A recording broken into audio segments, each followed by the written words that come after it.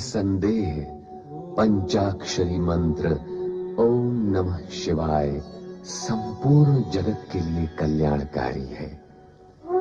इस महामंत्र के अध्येता कल्याणकारी शिव पर अटूट निष्ठा रखने वाले राजा धर्म के पुत्र नर तथा नारायण के समक्ष मात्र एक ही लक्ष्य था, शिव जी के दर्शन द्वारा अपने जीवन का कल्याण। नर नारायण भगवान की पूजा अर्चना में इतने निमग्न, इतने संलग्न रहते कि उन्हें रात दिन धूप छांव, उष्ण और शीत की सुध-बुध भी नहीं रहती थी।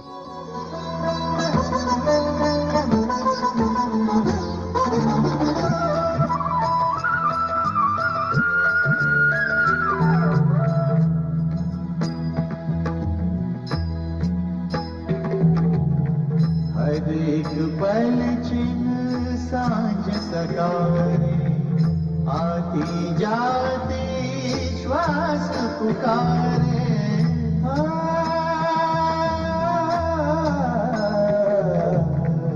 इस मन का विश्वास पुकारे, आती जाती श्वास पुकारे। ओम नमः शिवाय, ओम नमः शिवाय, ओम नमः शिवाय, ओम नमः शिवाय, ओम नमः शिवाय, ओम नमः शिवाय।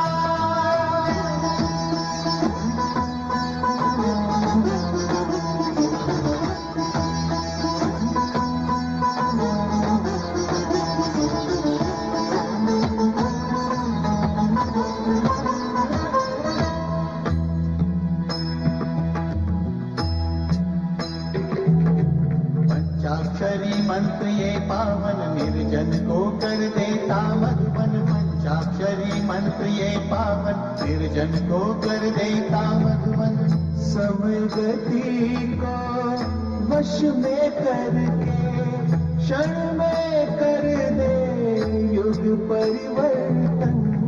ओम नमः शिवाय,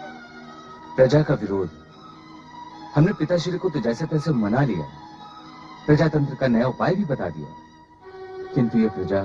युवराज नारायण की जय, युवराज नारायण की जय, युवराज नारायण की जय, युवराज नारायण की जय, युवराज नारायण की जय, युवराज नारायण की जय, युवराज नारायण की जय, युवराज नारायण की जय, युवराज नारायण की जय, युवराज नारायण की। किंतु प्रजाजनों, युवराज तो हम दोनों में से कोई भी घोषित नहीं हुआ, फिर आप। क्षमा करें राजकुमार, यदि अभी तक इसकी घोषणा नहीं हुई है तो आज प्रजा ही इसकी घोषणा कर देती है। किंतु इसकी आवश्यकता ही क्या है? महाराज प्रजातंत्र प्रणाली आरंभ करने का निर्णय ले चुके हैं। वे चाहते हैं कि प्रजा के प्रतिनिधि राज्य का कार्य संभालें। जो आज तक नहीं हुआ वो अब कैसे होगा राजकुमार नारायण? राजभक्ति हमारे रक्त में घुली हुई है। ऐसे में प्रजा कैसे सहन कर लेगी कि राज परिवार के अतिरिक्त अन्य कोई शासन की व्यवस्था करे? इसलिए ये काम आप दोनों को ही करना होगा राजकुमार। स्थिति को समझने का प्रयत्न करो मित्र। अब हम दोनों भाई शिव आराधना में समर्पित हो चुके हैं। अब हम लौकिक मोह माया में नहीं पड़ सकते। जिस प्रकार आप राजकुमार होकर भी राज्य की मोह माया में पड़ना नहीं चाहते, उसी प्रकार हम प्रजाजन भी राजभक्त होकर प्रजातंत्र के अज्ञात मार्ग पर पग नहीं धर सकते। आपको हमारी प्रार्थना स्वीकार करनी ही होगी। ये संभव नहीं है। तो फिर अब हमारा यहाँ से जाना भी संभव नहीं है। जब तक आप हमारी प्रार्थना स्वीकार नहीं करेंगे तब तक हम नहीं जाएंगे। हम अन्य जल भी ग्रहण नहीं करेंगे। बंधुओं, हमें बाध्य न करें। हमें सोचने के लिए एक दिन का समय दें। हम शिव जी की आज्ञा और आदेश के अनुसार ही आचरण करेंगे। अवश्य अवश्य अवश्य अवश्य अवश्य। अवश्य।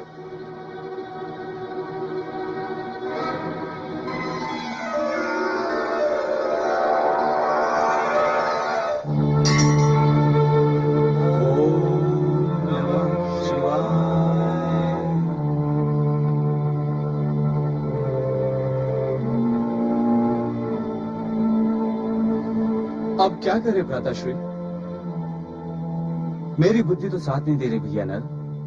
भ्राताश्री, यदि प्राणी की बुद्धि उसका साथ न दे तो फिर इस जगत में किसके साथ पर विश्वास किया जा सकता है? इस संकट के विकट समय में तुम तर्कशास्त्र खोलकर क्यों बैठ गए हो? कोई उपाय क्यों नहीं सोचते? विधाता ने सोचने का कार्य बड़ों को सौंपा है, इसलिए सोचने का कार्य आप करें। मेरे विचार से हमें हिमालय के सुदूर पर्वत श्रृंखलाओं की ओर चले जाना चाहिए, जहां हम तक आने का कोई विचार ही ना कर सके। उत्तम, अति उत्तम। मैंने तो प्रजा के नाम मात्र एक संदेश लिखा था, किंतु फिर ये सोचा इससे विशेष लाभ नहीं होगा। अब लगता है ये संदेश कार्य करेगा। कहाँ है वो संदेश? क्या लिखा है तुमने? भोजपत्र पर लिखा है मैंने, प्रजाजन को संबोधित करते हुए लिखा है। सुनो। प्रिय प्रजाजन, भगवान शिव जगत के पालनहार हैं, देवाधिदेव हैं। उनसे विमुख होना हमारे लिए संभव नहीं है।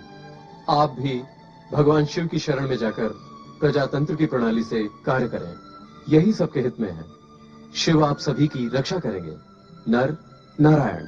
नर, तुम तो कह रहे थे कि विधाता ने उपाय सोचने का कार्य बड़ों को सौंपा है, परंतु ये सत्य उलट हो गया और जो नवीन सत्य प्रकट हुआ है वो ये है कि संकट से उभरने और उबारने का कार्य छोटे ही कर सकते हैं। चलो अब शीघ्रता करो। अब और क्या शीघ्रता करनी है भ्राताश्री? इतनी बुद्धिमानी का कार्य करने के पश्चात अब यह अज्ञानपूर्ण प्रश्न क्यों भैया नर? रात्रि का समय है, हमने प्रजा के नाम संदेश भी लिख दिया है। चुपचाप निकल चलते हैं अपने गंतव्य की ओर। विचार उत्तम है। उत्तम विचार को कार्य रूप देने में विलंब नहीं करना चाहिए। ये संदेश पत्र भगवान शिव के चरणों में रख दो। प्रातः काल हमारा ये संदेश उन्हें प्राप्त हो जाएगा। ओम नमः शिवाय। हे भगवान, हमारी प्रजा को सुबुद्धि देना प्रभु। उन्हें शक्ति और सामर्थ्य देना। सभी को प्रजातंत्र का अर्थ व महत्व समझाना प्रभु। सभी पर ऐसी कृपा करना महेश्वर कि वो अपनी प्रजातंत्र की प्रणाली को, अपने कुशल संचालन, सुबुद्धि और लोकहित की भावना को संपूर्णता पर्यंत पहुंचाकर सभी को प्रसन्न कर सके। और हमें इस गुप्त पलायन के लिए क्षमा करना प्रभु।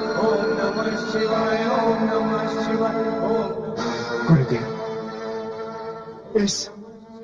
इस पंचाक्षरी मंत्र की गूंज आप सुन रहे हैं ना?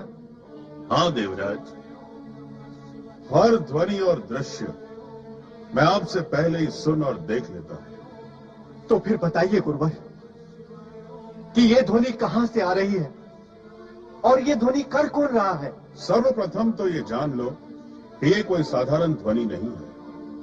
ये पंचाक्षरी मंत्र है, इसीलिए इसका नाम, सम्मान, शिष्टता और भक्ति भाव से लेना अति आवश्यक है। ओम नमः शिवाय के इस पंचाक्षरी मंत्र की ध्वनि हिम शिखर से आ रही है, जहां परम शिव भक्त नर और नारायण शिव आराधना में लीन हैं। नर और नारायण? हाँ देवराज, धर्म राजा के शिव भक्त पुत्र अपना संपूर्ण वैभव, राज्य, सुख, संपदा त्याग कर हिम शिखर पर शिव दर्शन की कामना से शिव आराधना में लीन है। अत्यधिक कठोर साधना और तप कर रहे हैं वे दोनों, जिसकी गूंज हमें यहां तक सुनाई दे रही है गुरुदेव।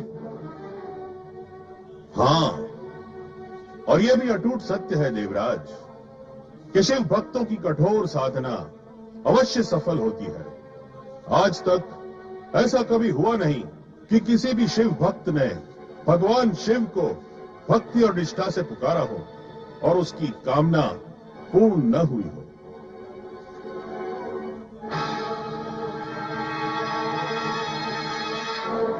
कामना पूर्ण होगी?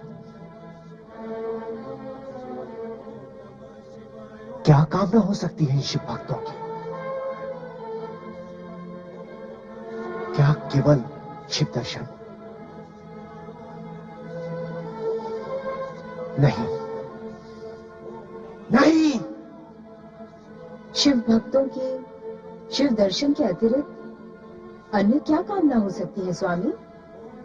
इतना स्पष्ट सत्य भी नहीं समझती हो देवी। वो दोनों इस स्वर्ग पर अधिकार कर इस इंद्रासन की कामना हेतु ही कठोर तप कर रहे हैं। अब क्या होगा स्वामी? अब मुझे इसका उपाय करना होगा। उन दोनों को तपस्या से विरक्त करना होगा। देवराज, मेरा विचार है कि स्वर्गलोक की सर्वश्रेष्ठ अप्सराओं को नर नारायण की तपस्या भंग करने के लिए भेजा जाए। उत्तम, ये विचार अति उत्तम है। वरुण देव, आप ही इसकी व्यवस्था करें।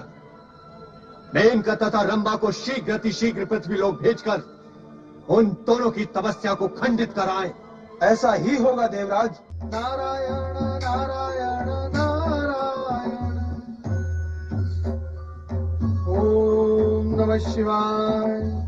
आश्चर्य है प्रभु, आज आप समाधि में लीन नहीं हैं, स्वस्थ आनंदित होकर भ्रमण कर रहे हैं। तुम्हारी प्रतीक्षा में समाधि में रहता तो तुम्हें दर्शन कैसे देता? कहो नारद, क्या समाचार है? वही जिसका आप निर्माण करते हैं, फिर लीलाएं रचाते हैं। इन रची हुई लीलाओं के कारण उथल पुथल होती है और इस उथल पुथल के कारण मुझे इधर उधर भागना पड़ता है। इस भागने की प्रक्रिया में कुछ पात्रों के चरित्र प्रकट होते हैं और वही समाचार बन जाते हैं। अति सुंदर। अब तो तुम व्याख्या भी करने लगे। क्या करूं भगवान, मैं आपकी भांति लीलाएं नहीं रचा सकता, इसलिए व्याख्या मात्र करने का प्रयत्न करता हूं। नारद, तुम्हारी लीला से तो तीनों लोग प्रभावित होते हैं और तुम कहते हो कि लीला नहीं रचा सकते। भगवान, मैं इस समय आपसे चर्चा करने की स्थिति में नहीं हूं। आप केवल मुझे उस लीला का अर्थ समझा दीजिए जो आपने नर नारायण के साथ प्रारंभ की है। क्या हुआ है उन्हें? मुझे पता है प्रभु, आप मुझे ही माध्यम बनाकर मेरे ही मुख से सुनना चाहते हैं। तो ठीक है, सुने। देवराज इंद्र ने आपके परम भक्त नर और नारायण की तपस्या भंग करने के लिए मेनका और रंभा को भेजा है। क्यों? वे ऐसा क्यों कर रहे हैं? कौन से उद्देश्य पूर्ति के लिए वे ऐसा कर रहे हैं? नारद, इस जगत में जो कोई भी सत्कर्म अथवा दुष्कर्म करता है उसमें उसका उद्देश्य अवश्य छिपा होता है। भगवान, जो ज्ञान मुझे है वो आप फिर से मुझे क्यों दे रहे हैं? मैं तो वो सत्य जानना चाहता हूँ जिसका ज्ञान मुझे न हो। मैं तो ये जानना चाहता हूँ, यदि देवराज इंद्र नर और नारायण को पीड़ित करते हैं तो उसका परिणाम क्या होगा? जिस लीला में नारद संलग्न है उसका परिणाम तो शुभ ही होगा। भगवान, आप अपने नाम के स्थान पर मेरे नाम का उपयोग क्यों कर रहे हैं? आप हंस रहे हैं और मैं नर नारायण के लिए चिंतित हूँ। चिंता की आवश्यकता नहीं नारद। नर नारायण में से ये वही नारायण है जो हर पल हर क्षण तुम्हारे मन और वाणी में रहते हैं। धन्य हुआ हूँ मैं भोलेनाथ। परंतु मेनका और रंभा के नृत्य के चमत्कार का क्या प्रभाव होगा? होगा नारद, उसका प्रभाव भी होगा। परंतु भगवान, क्या होगा?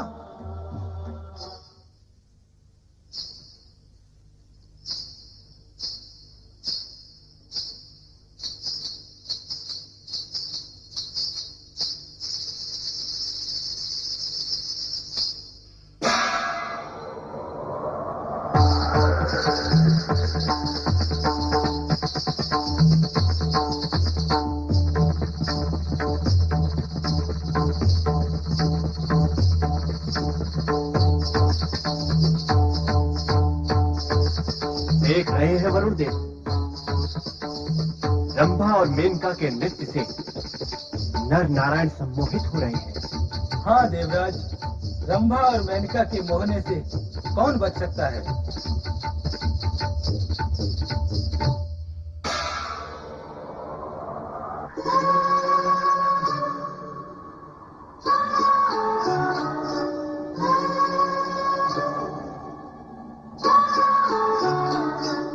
देखते हैं और कितनी देर तपस्या करते हैं ये दोनों।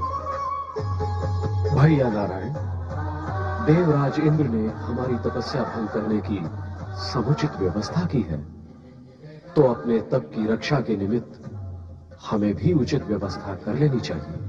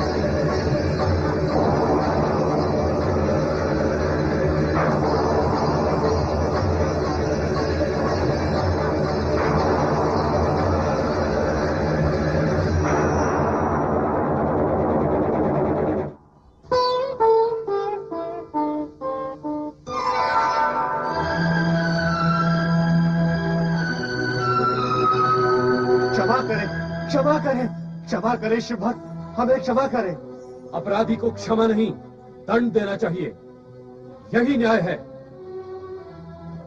भैया नर, पहले इनके मुख से ये तो सुन लो कि ये किस अपराध की क्षमा मांग रहे हैं और क्यों। ये परम शिव भक्तों, आप दोनों के घोर तप से भयभीत होकर मैं ये सोचने पर बाध्य हो गया था कि आप इंद्रासन पर अधिकार प्राप्त करने की कामना से ये तप कर रहे हैं। इंद्र, तुम्हारा दुर्बल मन अपने इंद्रासन के लिए सदा उन्हीं से भयभीत रहता है जो तुमसे अधिक शक्तिशाली हैं, और अब ये सिद्ध हो चुका है, हम अधिक शक्तिशाली हैं। शक्तिशाली होने पर भी हमने काम, इच्छा, मोह, भोग, सुख, वैभव, राजपाट सभी का परित्याग करके भगवान शिव के चरणों में जाकर भक्ति की कामना से अपना तप आरंभ किया। और इस पर भी तुमने अपने स्वर्ग की दो श्रेष्ठ अप्सराएं हमारा तप भंग करने भेज दी।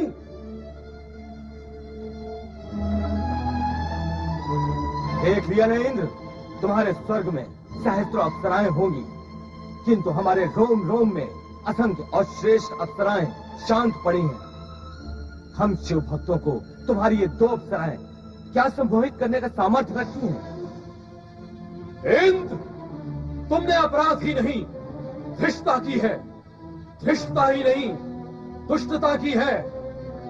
अब तो एक ही विकल्प है कि हम तुम्हें श्राप देकर पशु योनि में भेज दें और स्वयं इंद्रासन पर जा बैठे। नहीं भक्तराज, नहीं, ऐसा अनर्थ ना करें भक्तराज। यह अनर्थ नहीं, न्याय है। कब तक अपराध करते और क्षमा मांगते रहोगे? इंद्र, ये तो तुम्हारा स्वभाव बन गया। श्राप देकर तुम्हें मैं इस कुटैब से सदा सदा के लिए मुक्त कर देता हूं। हे शिव भक्त, हम सब देवगढ़ की प्रार्थना है कि देवराज को क्षमा कर दें। तुम्हारा इंद्र देवराज कहलाने के योग्य नहीं है। ऐसा क्यों भक्तवर? ये प्रश्न स्वयं से पूछो वरुण देव। इतना दुर्बल, इतना भयभीत, कुटिल, विलासी, सुखप्रिय, अपने हित के लिए दूसरों का हित करने वाला देवराज होने के योग्य है? ऐसे राजा के संग देवता भी दानव बन जाएंगे, और फिर साधारण प्राणियों की क्या दुर्गति होगी? भक्तराज, बनते हो स्वर्ग के अधिपति और गौतम ऋषि का रूप बदलकर उन्हीं की पत्नी के साथ काम के वशीभूत होकर छल करते हुए तुम्हें लज्जा नहीं आई इंद्र?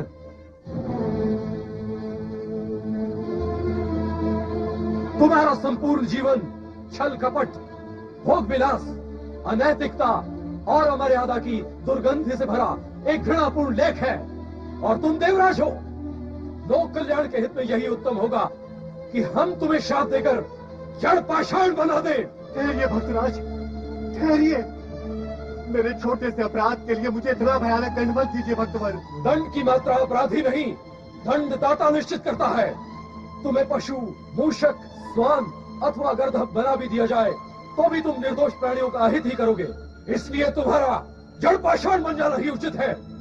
मैं तुम्हें श्राप देता हूँ कि क्षमा करें भक्तवर, क्षमा करें, देवराज को क्षमा करें। सुंदरी, तुम भैया नारायण की उर्वा से उत्पन्न हुई है, इसलिए तुम उर्वशी हो। इंद्र के अहंकार को खंडित करने और तुम्हें रंभा और मेनका से श्रेष्ठ सिद्ध करने निमित्त ही तुम्हारी उत्पत्ति की गई है। फिर तुम देवराज के लिए क्षमादान क्यों चाहती हो? भक्तवर, ये देवराज होने के साथ साथ कला के प्रशंसक और रक्षक हैं। कला का प्रशंसक और रक्षक? इतने निकृष्ट विचार वाला, जो अपनी श्रेष्ठता की मानता के लिए इतनी दुष्टता पर उतर आए। मैं आप दोनों से देवराज को क्षमा करने की प्रार्थना करती हूँ। भैया नल, शाप देकर तपोबल को क्षीण न करो। उर्वशी हमारी शक्ति की विजय की प्रतीक है, इसकी प्रार्थना स्वीकार करो। भैया नारायण की आज्ञा शिरोधार्य है।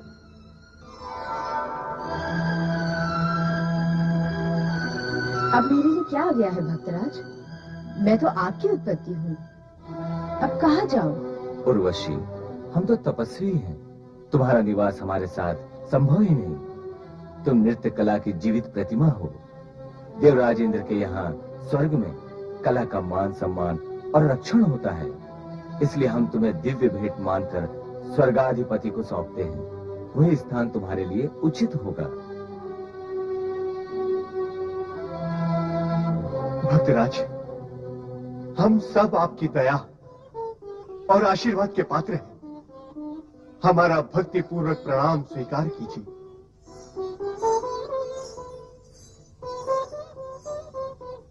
आओ उर्वशी।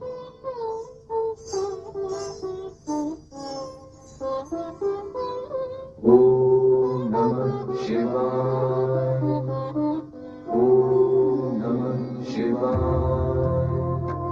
ओम नमः शिवाय, ओम नमः शिवाय, ओम नमः शिवाय, ओम नमः शिवाय, ओम नमः शिवाय।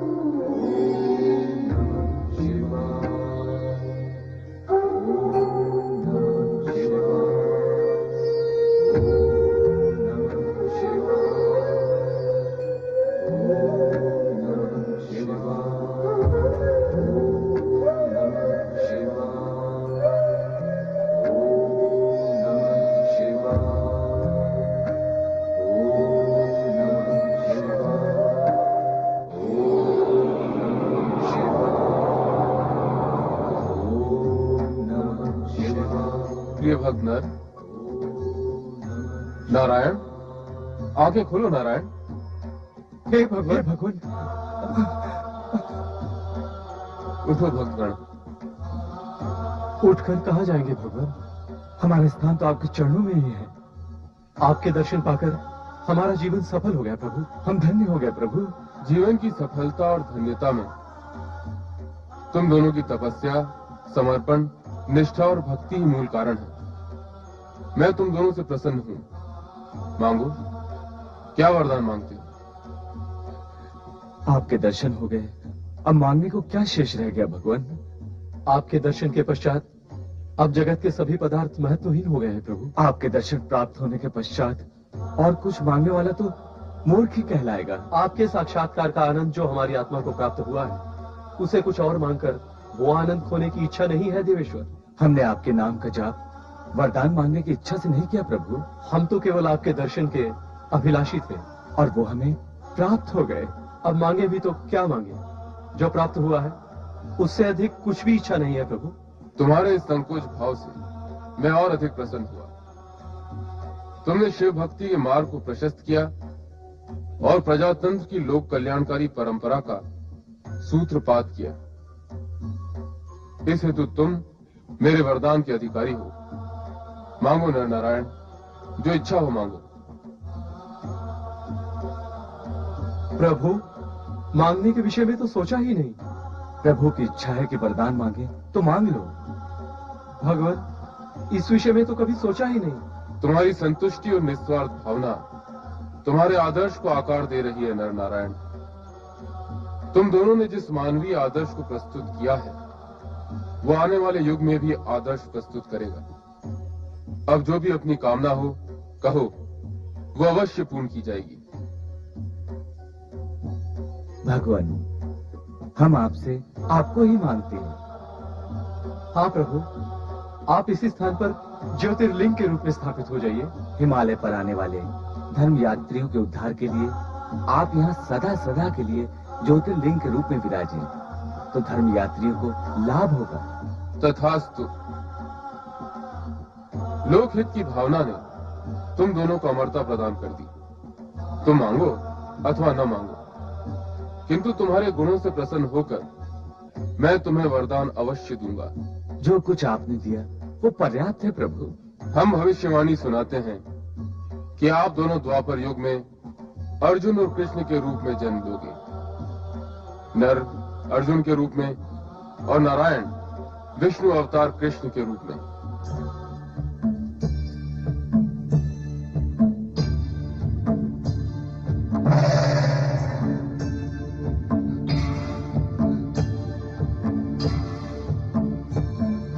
शिव के भक्त जनों ने पुकारा जब संकट पड़ने पर, शिव के भक्त जनों ने पुकारा जब संकट पड़ने पर, तब तब ज्योतिर्लिंग में पधारे अजर अमर शिव शंकर। अजर अमर शिव शंकर, अजर अमर शिव शंकर, अजर अमर शिव शंकर, अजर अमर शिव शंकर, अजर अमर शिव शंकर, अजर अमर शिव शंकर, अजर अमर शिव शंकर, अजर अमर शिव शंकर।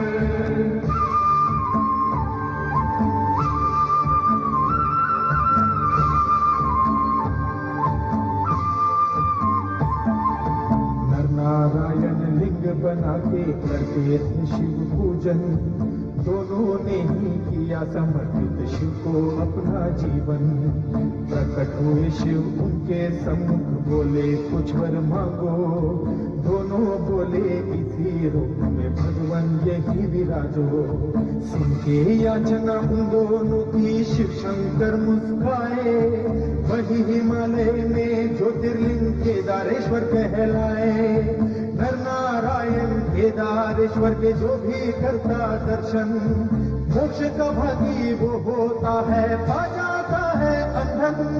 केदार शिव की जय हो, केदार शिव की जय हो, केदार शिव की जय हो, केदार शिव की जय हो, केदार शिव की जय हो, केदार शिव की जय हो, केदार शिव की जय हो, केदार शिव की जय हो। इस सत्य को स्वीकार करना ही होगा कि श्रद्धा और भक्ति में असीम शक्ति होती है। इस सत्य के आधार पर नर नारायण ने करुणानिधि भगवान शिव को केदारेश्वर ज्योतिर्लिंग रूप में प्रतिष्ठित कर अपना लक्ष्य प्राप्त किया। पार्वती भी अपने लक्ष्य की सिद्धि के लिए निरंतर शिवाराधना में लीन है।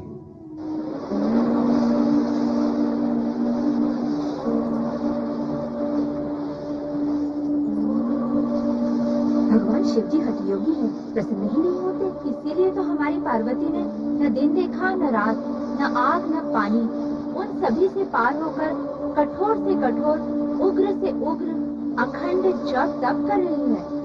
न जाने इसका अंत कब होगा, कब भगवान भोलेनाथ प्रसन्न होंगे। हरि ओम तत्सत,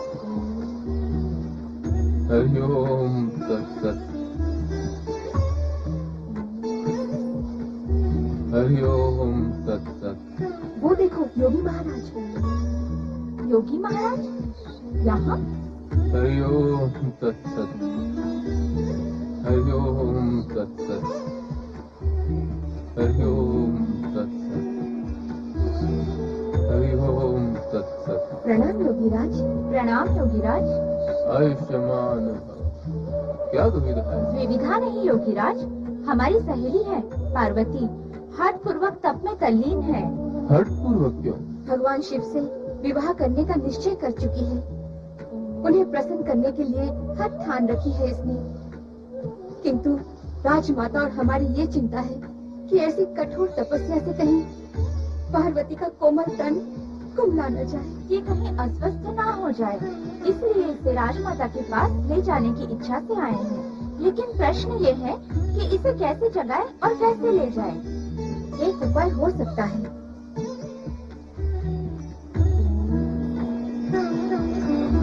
पार्वती, पार्वती, देखो, नेत्र खोलो। अतिथि आए हैं। अतिथि देव भव। तपस्वी है, जागो पार्वती। हरि ओम तत्सत। तपस्वी योगीराज हैं।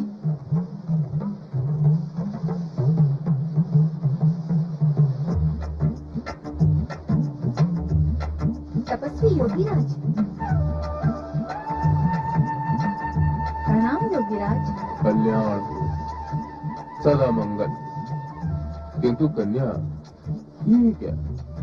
ऐसी कठोर तपस्या? मैं तो तीर्थाटन के लिए निकला, इस मार्ग से जा रहा था।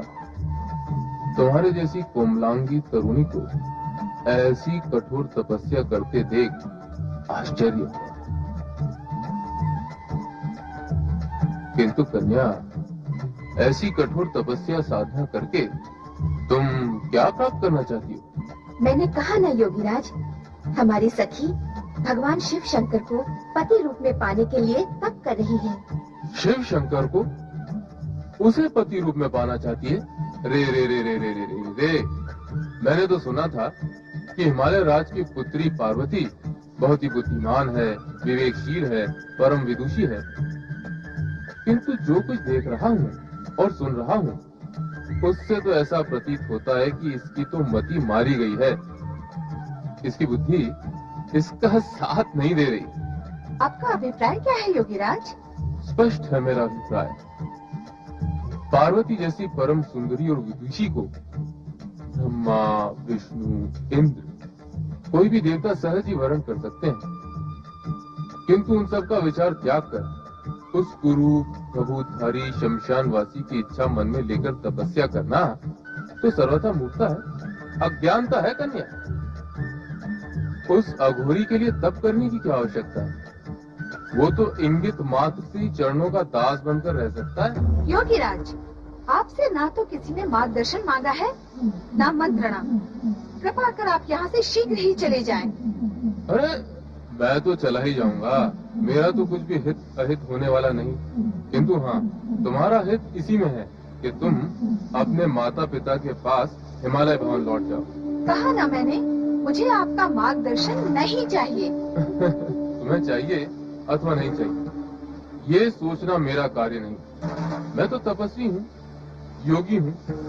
जगत का कल्याण और परोपकार करना मेरा धर्म है। मार्ग से भटके हुए प्राणियों को सही मार्ग दिखाना मेरा कर्तव्य है।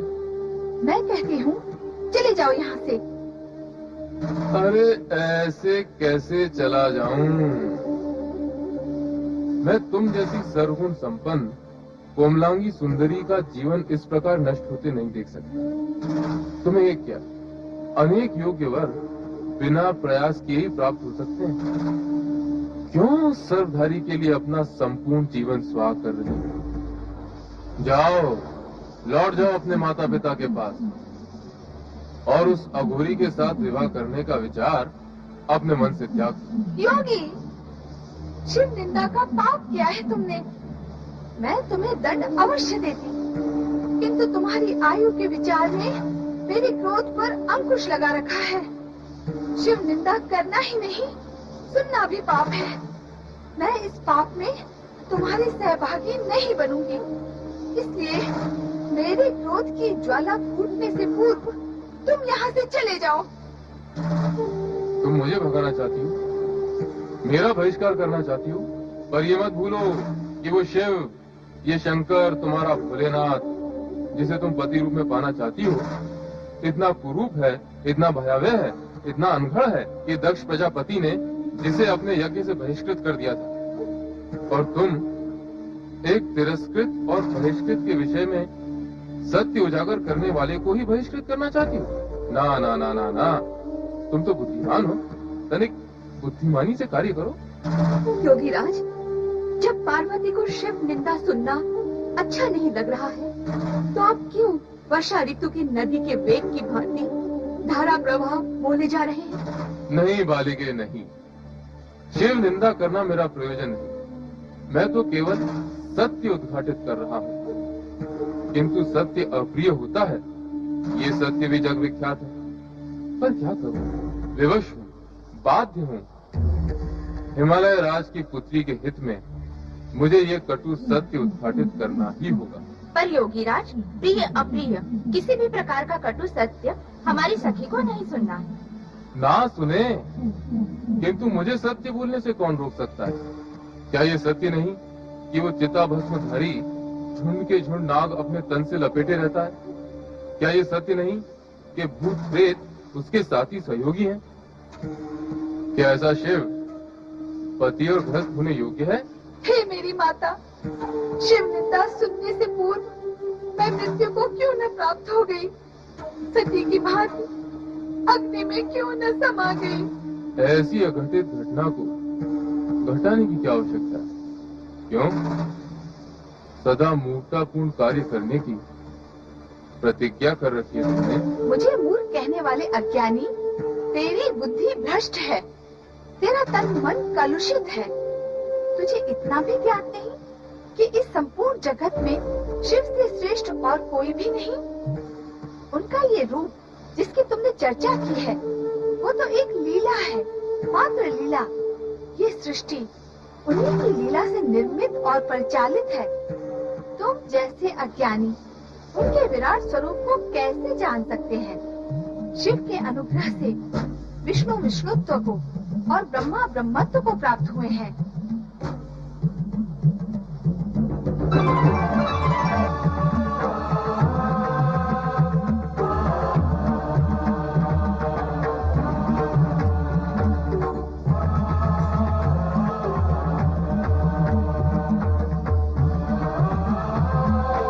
शिव को संपूर्ण समर्पित और शिव निष्ठामयी पार्वती, मैं तुम्हारी तपस्या, दृढ़ निश्चय और भक्ति से प्रसन्न हुआ। मैं तो केवल तुम्हारी परीक्षा ले रहा हूँ। प्रभु, उठो पार्वती, तुमने निष्ठापूर्वक तपस्या करके एक आदर्श नारी का आदर्श प्रस्तुत किया, साथ साथ शिव महिमा व्रत करके मुझे प्रसन्न किया। आज से ये व्रत नारी के सौभाग्य प्राप्ति और मनोवांछित पति पाने वाला गौरी व्रत के नाम से प्रसिद्ध होगा। जगत में सदा तुम्हारे आदर्श का अनुसरण होगा। मैं तुम्हारी मनोकामना की पूर्ति के लिए हिमालय राज से निवेदन करूंगा।